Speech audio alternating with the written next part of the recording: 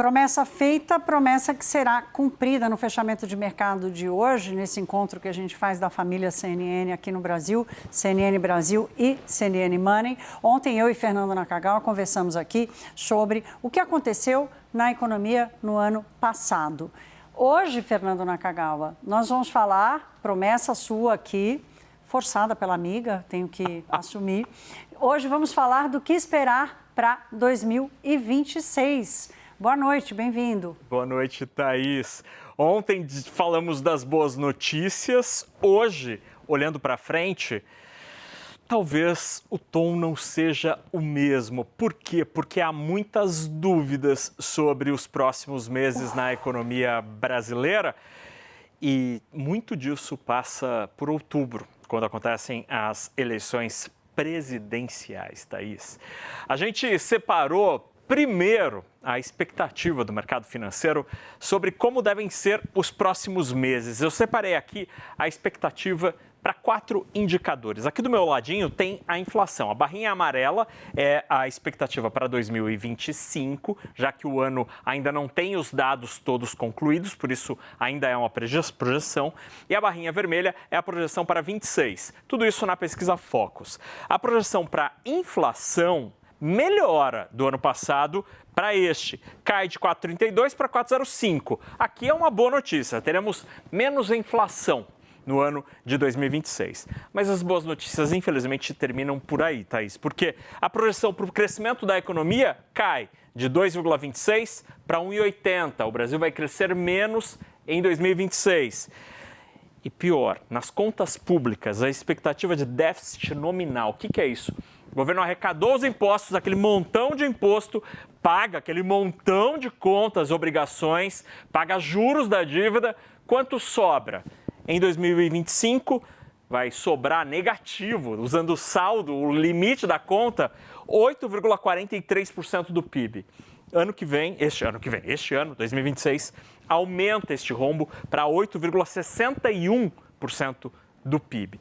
Se gasta mais do que arrecada, aumenta a dívida. A dívida líquida deve crescer de 65% em 2025 para 70% em 2026. Portanto, se os números de 25 foram positivos, hoje, começo do ano, o mercado financeiro acha que não será necessariamente a mesma história em 2026, especialmente com uma economia mais fraca e com contas públicas piores ao longo dos próximos meses.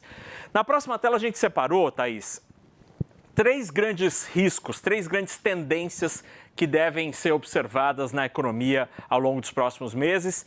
Infelizmente, são itens que podem ter um impacto negativo. Começando pela situação fiscal, a dívida pública vai continuar crescendo ao longo deste ano, porque o governo continua gastando mais do que arrecada, especialmente com gastos fora do arcabouço fiscal. Além disso, o juro de 15% está correndo, o taxímetro está correndo. Então, toda a dívida pública está sendo remunerada com 15%. Isso também aumenta a dívida pública. Para piorar, Thaís, a expectativa de um estrangulamento do orçamento público em 2027. No ano que vem, basicamente o orçamento não vai ter mais nenhum real em que o governo pode decidir, vai ser tudo despesa obrigatória. E um sinal dessa preocupação, a gente viu ao longo dos últimos dias, 2 instituições que são muito diferentes, a IFE, a Instituição Fiscal Independente ligada ao Senado, que é muito fiscalista, e o IPEA, Instituto de Pesquisa Econômica Aplicada, que tem um caráter mais desenvolvimentista. Os dois divulgaram estudos alertando para as contas públicas que estão numa situação frágil, difícil, quase crise. Para piorar, teremos eleições. Isso deve gerar volatilidade nos preços, especialmente no dólar, sobe e desce, e há um risco de medidas populistas por parte do governo, se por acaso a popularidade cair. E para terminar, existe um cenário dual no mercado de trabalho. Tem pressão no curto prazo, ou seja, existe pressão por aumento de salários do curto prazo, porque o mercado está aquecido, mas há expectativa de piora deste mercado ao longo dos próximos meses com a desaceleração da economia. Então, Thaís, dá para dizer que o resumão da ópera é: 25 foi muito bom, 26 começa com um tom ainda positivo, um crescimento na inércia, mas há dúvidas. E a grande questão que precisa ser encabeçada pela opinião pública, pelos políticos, é a situação das contas públicas e, infelizmente, não há sinais de que esquerda e direita vão discutir isso nas eleições, porque é um tema absolutamente impopular e nada sexy para ganhar votos em outubro. Imagina a campanha, estou imaginando aqui a campanha de Javier Milei, né, com a motosserra, em que a campanha dele foi baseada numa promessa de um corte drástico e absurdo sobre as contas públicas da Argentina, mas a situação da Argentina já tinha ultrapassado tantos limites há tantos anos, né, e ainda assim a custas de uma redução da qualidade de vida dos argentinos muito forte, né? O mercado financeiro apoia a política de Javier Milei, mas a gente ainda precisa ver com mais tempo exatamente qual foi a troca ali entre uma queda da inflação muito forte que aconteceu e o baixo crescimento, a qualidade de vida das pessoas em geral. O Brasil não pode querer esse cenário. E aqui, Naka, só para fechar esse tema da economia agora em 2026, é que nesse embate entre governo e Banco Central, o governo pisando no acelerador e o Banco Central puxando o freio de mão, em algum momento o pneu ia, quer dizer, esse carro ia ter que diminuir a velocidade ou derrapar. E é isso que está acontecendo. O juro de 15% ao ano, a gente terminou 2025 com juro de 15% ao ano, ele vai começar a ser reduzido, mas sem conseguir levar o juro, a taxa de inflação a 3%. E a desaceleração da economia, ela chega, porque chega uma hora as empresas e as pessoas não conseguem mais tomar crédito nesse preço. O que a gente vai entender que a grande dúvida, Naka, é o quanto o governo vai acatar esse crescimento menor no ano eleitoral. Naka, como é que foi o primeiro dia do pregão hoje aqui no Brasil? Foi tudo para baixo e o real começou o ano de forma absolutamente a ser festejada, Thaís, porque hoje o real foi a moeda com melhor desempenho no mundo, entre as quase 40 que são acompanhadas pelo terminal Refinitiv, que é o terminal que a gente usa na redação. Isso quer dizer que o real ficou mais forte na comparação com o dólar neste primeiro dia de 2026 no mercado financeiro. Vamos aos números, então, do fechamento nesta sexta-feira com cara de segunda, ou segunda com cara de sexta, porque o ano está começando no mercado financeiro, mas a semana não, já está terminando. E assim o dólar caiu 1,19% hoje, 5,42% foi a melhor moeda do mundo. A segunda melhor foi o peso mexicano, por lá o dólar ficou 0,5% mais barato, então o real foi super bem hoje. A bolsa aí não foi a mesma história, começou o ano mal, porque caiu, mas se segurou nos 160 mil pontos.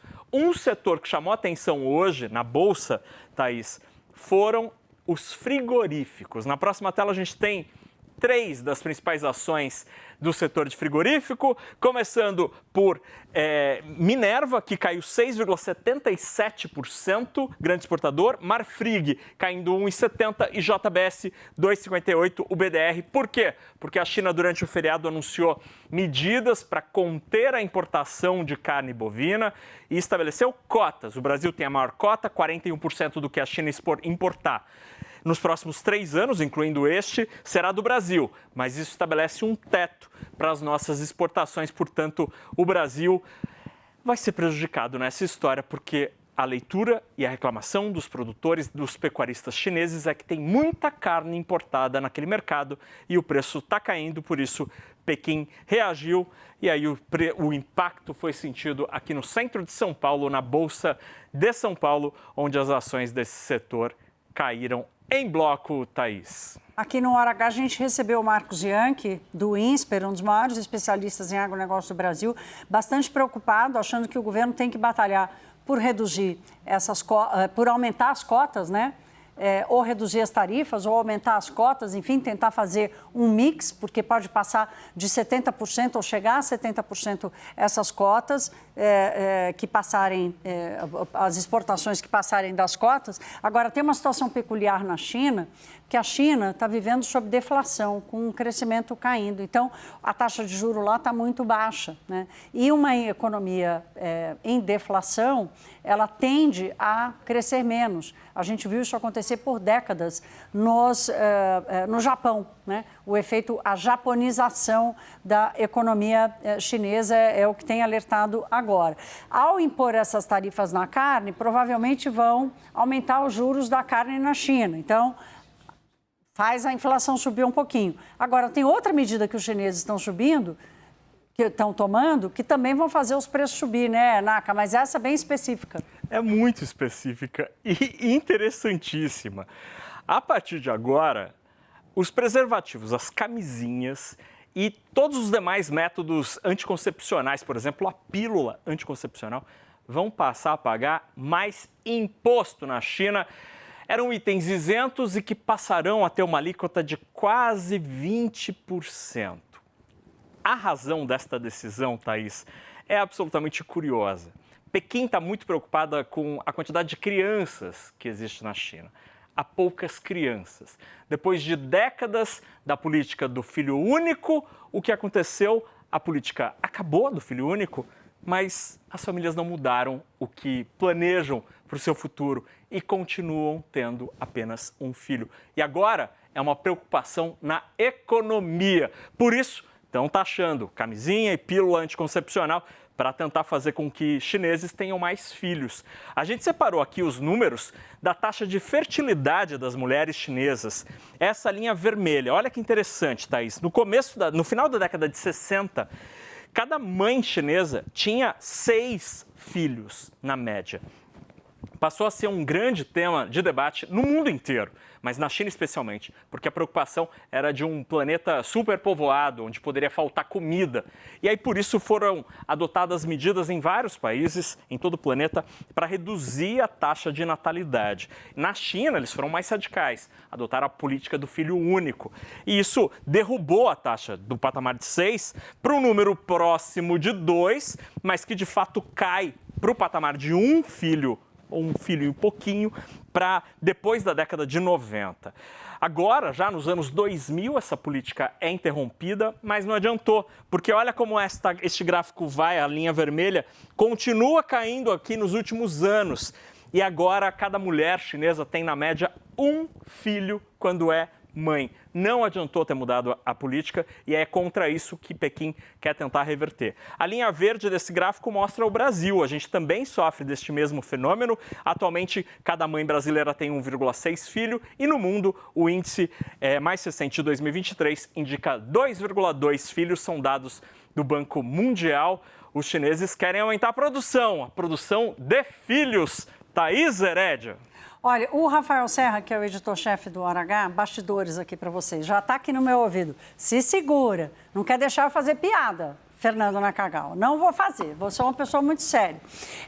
Não, que essa história de taxar camisinha é muito bom, né, gente? Fala sério. Mas olha só, a demografia, gente, é um assunto seríssimo. O Brasil também tem problema com demografia. A nossa previdência não se sustenta se essa turma jovem não tiver mais filho, né? Nós nunca tivemos uma política de impor quantidade de criança. A política que mais impõe, se é que a gente pode chamar assim, a política pública que mais impõe limite ao crescimento de crianças é a política econômica, porque se as famílias não têm melhora na condição de vida, se criar filhos vai ficando cada vez mais caro, é óbvio que as pessoas não vão além disso, né? Não, então, Thaís, quando a política foi interrompida, 9 meses depois, exatamente, eu estava na China cobrindo o G20 na época pelo Estadão e fui a uma maternidade. E eu conversei com mães e elas diziam que elas não teriam 2 filhos de jeito nenhum porque era muito caro ter uma nova criança nessa realidade da classe média chinesa. E aí a China vive um momento, do ponto de vista da previdência, absolutamente preocupante com essa política do filho único, que não existe mais, mas estabeleceu o jeito das famílias hoje. Você tem 4 avós para 2 pais que estão no mercado de trabalho para apenas um neto. Isso faz com que as famílias tenham diminuído muito e a previdência na China passasse a ser um grande problema. E lá não tem seguridade social, né? As famílias as pessoas fazem a sua própria poupança. Mas não importa quem pague, gente, se é o Estado ou se é você. Se não tiver quem repor, essa conta fica impagável ao longo do tempo.